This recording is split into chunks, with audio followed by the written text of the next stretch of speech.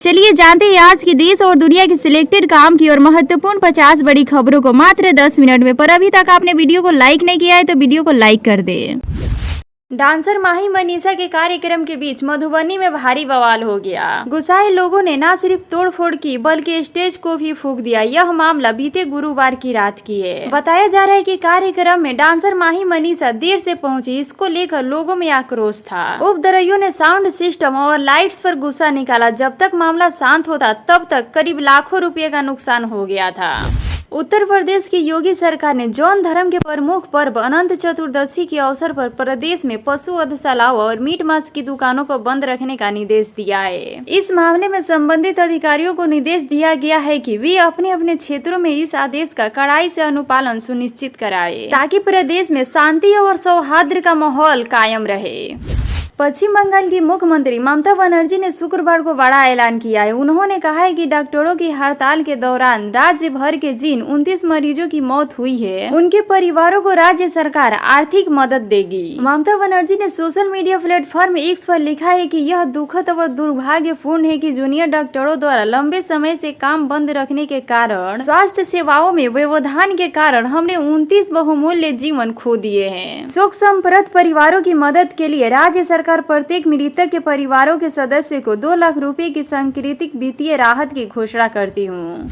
उपराष्ट्रपति जगदीप धनखड़ ने शुक्रवार को कांग्रेस नेता राहुल गांधी का नाम लिए बिना कटाक्ष करते हुए कहा है कि संवैधानिक पद पर बैठे व्यक्ति ने विदेश में इस तरह से व्यवहार किया है कि वह अपने संविधान की शपथ भूल गए और देश के हितों की अनदेखा कर संस्थाओं की गरिमा को ठेस पहुंचाई है। उन्होंने कहा है कि संविधान का पालन करना उनके आदेश और संस्थाओं, राष्ट्रीय ध्वज और राष्ट्रगान का पालन करना मौलिक कर्तव्य है। कोलकाता रेप केस के खिलाफ हड़ताल पर बैठे जूनियर डॉक्टरों ने राष्ट्रपति द्रौपदी मुर्मू और पीएम नरेंद्र मोदी को 4 पन्नों का पत्र लिखा है। इस लेटर में डॉक्टरों ने आरजी कर अस्पताल गतिरोध मामले में हस्तक्षेप की अपील की है। मंगेश्वर यादव एनकाउंटर को लेकर उत्तर प्रदेश में सियासी हंगामा जारी है। पूर्व सीएम और समाजवादी पार्टी के प्रमुख अखिलेश यादव इस मुद्दे पर राज्य की योगी आदित्यनाथ सरकार पर हमलावर है। इसी बीच अखिलेश ने शुक्रवार को मंगेश के माता पिता और बहन से मुलाकात की। लखनऊ में हुई इस मुलाकात के दौरान सपा अध्यक्ष पीड़ित परिवार से पूरी जानकारी ली।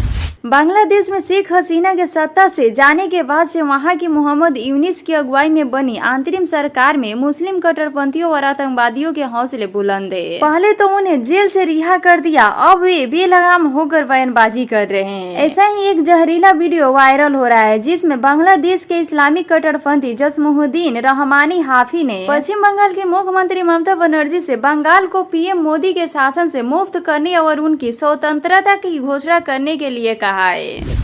केंद्रीय मंत्री रामदास अठावले ने कहा है कि दलित समुदाय और Republican party of India Rahul Gandhi के आरक्षण संबंधी बयान के खिलाफ देशव्यापी जूता मारो आंदोलन शुरू करेगी। हाल ही में अमेरिका के जॉर्जटाउन विश्वविद्यालय में छात्रों के साथ बातचीत के दौरान विपक्षी के नेता राहुल गांधी ने छात्रों से कहा कि कांग्रेस आरक्षण खत्म करने के बारे में तब सोचेगी जब भारत एक निष्पक्ष जगह होगी, जो उन्होंने कहा कि वर्तमान में ऐसा नहीं होगा। राहुल गांधी के बयान के बारे में पूछे गए सवाल पर जवाब देते हुए रिपब्लिकन पार्टी ऑफ इंडिया के अध्यक्ष अठावले ने कहा कि कोई भी दलित, ओबीसी और आदिवासियों का आरक्षण नहीं छीन सकता है और जो भी ऐसा करने का प्रयास करेगा उससे निपटा जाएगा। बांग्लादेश में कानून व्यवस्था और लोकतंत्रों की बहाली तो बड़ा मुद्दा है ही, इसके अलावा गंभीर आर्थिक संकट यूनिस सरकार की मुश्किलों में इजाफा कर रहा है। पूर्व प्रधानमंत्री शेख हसीना के सत्ता से जाते ही देश की आर्थिक संकट गहराने लगा है। देश में घंटों हो रही बिजली कटौती से उद्योगों को बड़ा झटका लग रहा है। हालत ऐसा है कि अंतरिम सरकार को अब मालदीव तक से गुहार लगानी पड़ रही है। भारत को तेवर दिखाने वाली अंतरिम सरकार के पास फिलहाल ऐसा कोई पुख्ता प्लान नहीं है जिस पर अमल कर बांग्लादेश को आर्थिक संकट से उबारा जा सके। वक्फ विधेयक को लेकर मुस्लिम संगठनों की बैठक में फैसला लिया गया है कि इसके तहत मुस्लिम संगठन इंडिया शासित राज्य में वक्फ संशोधन बिल के खिलाफ बड़ी जनसभाएं करने का फैसला किया है। मोहम्मद मदनी की पहल में मुस्लिम संगठनों ने वक्फ संशोधन विधेयक के विरोध में दिल्ली, बिहार और आंध्र प्रदेश में बड़ी सभाएं करेंगी। पहाड़ी राज्य हिमाचल प्रदेश में अब एक बार फिर शांति बहाल होती हुई नजर आ रही है। इसी बीच हिंदू संगठनों ने हिमाचल बंद का ऐलान किया है। हिंदू संगठनों के नेता कमल गौतम ने सभी व्यापारियों से अनुरोध किया है कि वह दोपहर 1:30 बजे तक अपनी दुकानें बंद रखेंगे। हिंदू संगठनों का यह विरोध शिमला के संजौली में पुलिस के जरिए प्रदर्शनकारी पर किए गए लाठीचार्ज और वाटर कैनन के इस्तेमाल के खिलाफ होगा। हिंदू संगठनों के जरिए राज्य में अलग अलग स्थानों पर प्रदर्शन की भी चेतावनी दी गई है।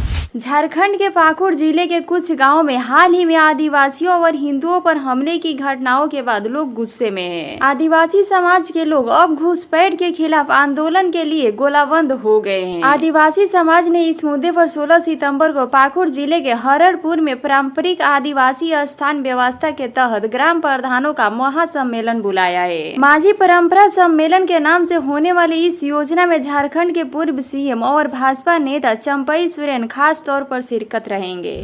दिल्ली के मुख्यमंत्री अरविंद केजरीवाल की जमानत पर आम आदमी पार्टी के राज्यसभा और पूर्व क्रिकेटर हरभजन सिंह की प्रक्रिया आई है। हरभजन सिंह ने कहा है कि खुशी है कि हमारे प्रिय नेता अरविंद केजरीवाल को सुप्रीम कोर्ट से जमानत मिल गई है। इससे सुनिश्चित रूप से पार्टी कार्यकर्ताओं में नई जान आएगी और हरियाणा में आम आदमी पार्टी के अभियान को पंख लगेगा। वे लोगों की सेवा के लिए खुद को समर्पित करते रहेंगे।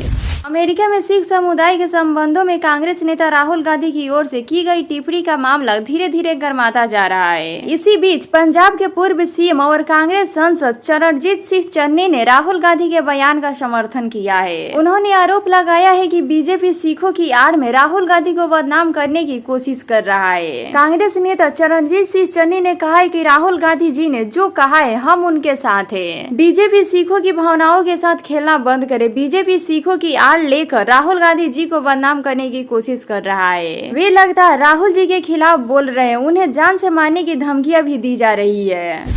बिहार में अगले साल होने वाले विधानसभा चुनाव से पहले आभार यात्रा पर निकले राजद नेता और विधानसभा में नेता प्रतिपक्ष तेजस्वी यादव ने पहली बार प्रशांत किशोर के नवी फेल टैग पर पलटवार किया है। तेजस्वी ने इसके जवाब में क्रिकेटर विराट कोहली का भी नाम लिया है। राजद नेता ने जन सूरज अभियान के प्रशांत किशोर को सीधे सीधे फुलझड़िया बताया। बिहार में शराबबंदी की असफलता किसी से छिपी नहीं है। विपक्ष हो या सत्ता पक्ष, सबके द्वारा बिहार में लागू हुई शराबबंदी के खिलाफ जमकर बयानबाजी होती रहती है। इसी बीच केंद्रीय मंत्री जीतनराम मांझी ने शराबबंदी को लेकर तीखा बयान दिया है। उनके इस बयान से बिहार के राजनीतिक खेमे में हलचल मचा दी है। जीतनराम मांझी ने दावा किया है कि वे शराबबंदी के बावजूद भी शराब पी रहे। साथ ही उन्होंने शराबबंदी के क्रियान्वयन में गड़बड़ी बताई है। हिमाचल प्रदेश के मंडी में अवैध मस्जिद निर्माण को लेकर विभिन्न हिंदू संगठन शुक्रवार को रैली निकाल रहे। ये प्रदर्शन रैली मंडी शहर के सकोड़ी चौक की ओर बढ़ रही है। हिंदू संगठनों की इस रैली के मध्येज में पुलिस ने प्रदर्शनकारियों को तीरथ विरथ करने के लिए पानी की बौछार भी की। बता दें कि कंगना रणावत मंडी से ही बीजेपी सांसद है। पुलिस ने एसकेडी चौक पर कड़ी सुरक्षा व्यवस्था की है। यहाँ पुलिस ने पूरी तरह से बैरिकेडिंग भी की है। दिल्ली के मुख्यमंत्री और आम आदमी पार्टी के राष्ट्रीय संयोजक अरविंद केजरीवाल को जमानत मिलने से पार्टी में खुशी की लहर है। इस खुशी में उनकी पत्नी सुनीता केजरीवाल ने मिठाई बांटी और जश्न भी मनाया। इस दौरान राज्यसभा सांसद संजय सिंह अतिशी और सोमनाथ भारती समेत कई वरिष्ठ नेता मौजूद रहे। लोगों ने एक दूसरे को मिठाई खिलाई। सुनीता केजरीवाल ने कहा, आज बीजेपी के मंसूबों पर पानी फिर गया है। वे लोग विपक्ष के नेताओं को जेल में डालकर सत्ता में बने रहना चाहते हैं। उनका मकसद यही है। मुस्लिम समुदाय के लोगों द्वारा हथौड़ा लेकर खुद ही मस्जिद तोड़ने की घटना की खूब चर्चा हो रही है। शिमला की संजौली मस्जिद को लेकर चल रहे विवादों के बीच अब मंडी में मुस्लिम समुदाय के लोगों ने खुद ही मस्जिद तोड़नी शुरू कर दी है। शिमला की सड़कों पर बवाल देख मंडी में रहने वाले मुस्लिम मस्जिदों के अवैध हिस्सों को खुद ही तोड़नी शुरू कर दी है। आपको बता दें कि मस्जिद का यह हिस्सा लोक निर्माण विभाग की जमीन पर बनाया गया था, जिसे तोड़ा जा रहा है। शिमला और मंडी में हिंदुओं का प्रदर्शन देख पहली बार मुस्लिम समुदाय के लोगों ने एक बड़ा ऐलान किया है। मुस्लिम समुदाय के लोगों ने अमन शांति की बात करनी शुरू कर दी है।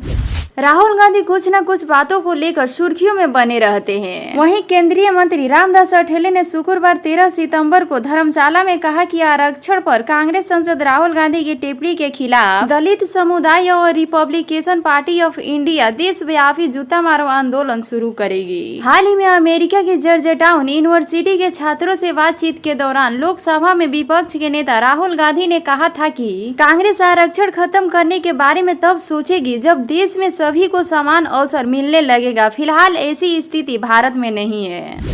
उत्तर प्रदेश के अयोध्या में राम मंदिर में सफाई कर्मी के रूप में काम करने वाली 20 वर्षीय एक युवती ने 9 लोगों के कथित रूप से सामूहिक दुष्कर्म का आरोप लगाया है। उस युवती ने थाने में FIR दर्ज कराई है। साथ ही यूपी पुलिस ने 9 आरोपी में से 5 लोगों को अब तक गिरफ्तार कर लिया है। पुलिस के एक अधिकारी ने शुक्रवार को यह जानकारी दी। पीड़ित BA फाइनल ईयर में पढ़ाई कर रही है।